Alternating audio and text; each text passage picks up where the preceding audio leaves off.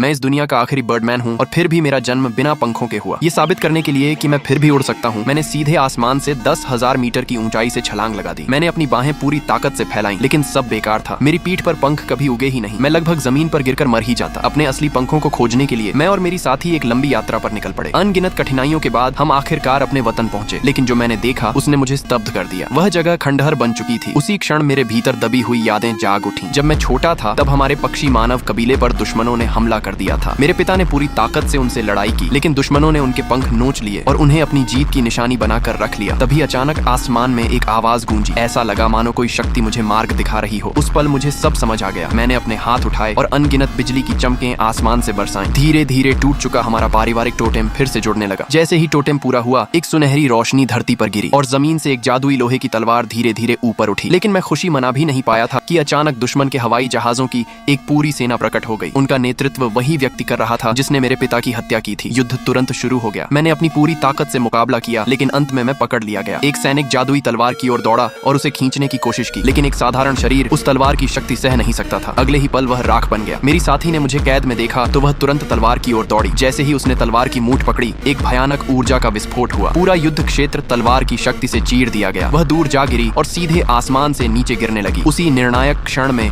मेरे भीतर का रक्त वंश जाग उठा। अगले ही पल मेरी पीठ से पंख उग आए। मैंने उड़कर उसे अपनी बाहों में थाम लिया, लेकिन तभी मुझे एहसास हुआ तलवार की शक्ति उसे भ्रष्ट कर चुकी थी। उसका शरीर धीरे धीरे लकड़ी में बदलने लगा।